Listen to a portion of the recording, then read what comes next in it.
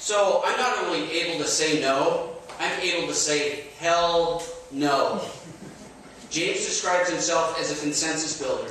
I am not a consensus builder. Our national debt has came into being because of consensus. George Bush's record up to that point, deficit spending, came about because of consensus. We have compromised the Constitution. We have compromised our principles. We have compromised with liberals way too long. I'm not just willing to say no, I'm willing to say hell no. Well, starting with the attacks early, let me just say I have signed endorsement documents from everybody on the list, and we'll leave it at that. Can I say no? Absolutely. But I think better than saying no is trying to figure out how you get to a good place and you move a policy forward in ways that we can all accept. If you go to Congress and vote no, do I need the microphone? If you go to Congress and vote no, time after time after time, you are going to be a very ineffective congressman. The goal is to build enough of a group around you, to build enough support for your positions that you can get past positive legislation that meets the goals that you have set out for yourself in Congress. Part of that is saying no to certain, to egregiously bad things like this health care bill that just passed, but I would have liked to have done something to get positive health care reform, to get more competition and all the other things that we would like to see in the health care reform, as opposed to simply saying no. The Republicans cannot afford to be the party of no going forward.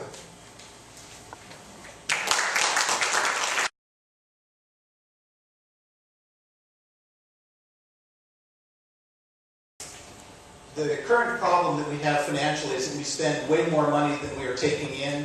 The answer is not to take in more money. The answer is to spend less. One of the things I want to do when I go to Congress is dramatically change the way that we spend money as a country. I want to make sure that as we create spending bills, those bills are limited to a single topic.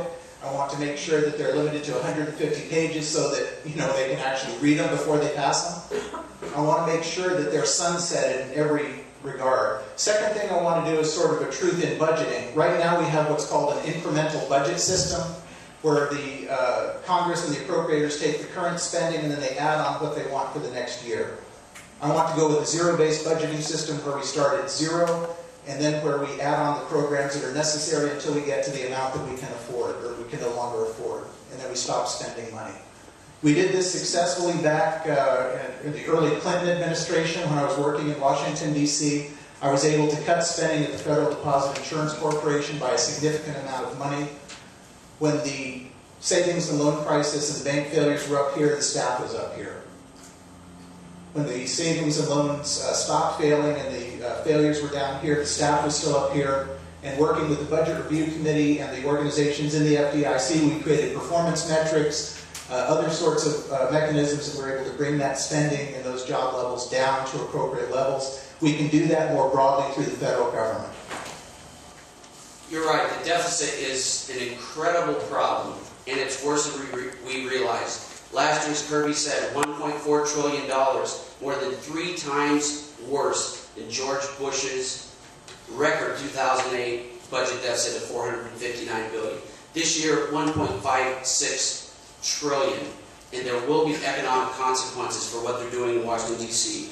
One thing I'm for, to put a monkey wrench to slow down what they're doing back there, is called the Enumerated Powers Act.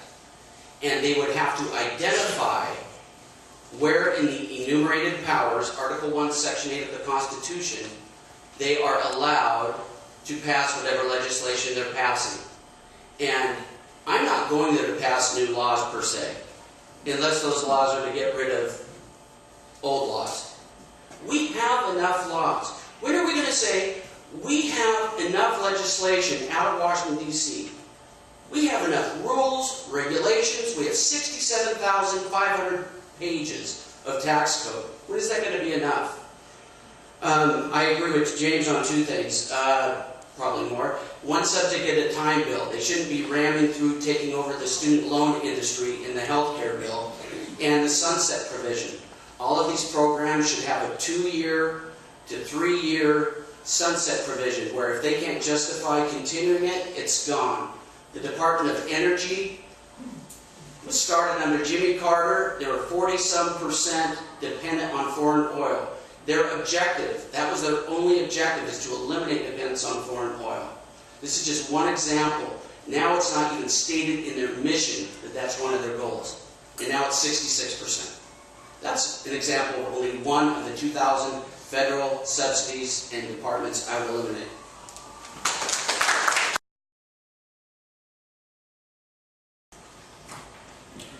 I think we need to enforce border security. I think it's the federal government's, one of their primary objectives and one of their primary roles is to protect the border. And we need to enforce existing immigration laws. I've read the bill. I don't see any problem with the bill whatsoever. My son, to play Little League Baseball, had to show an original stamped by the hospital birth certificate. And we can expect that to prove citizenship in this country? That's a major problem. So no, I am in favor of the Arizona immigration bill. And the reason it's necessary is because the federal government's not doing their job. The reason the folks in Arizona had to pass that law is because the federal government has failed at one of its prime obligations, which is securing the border, defending the country.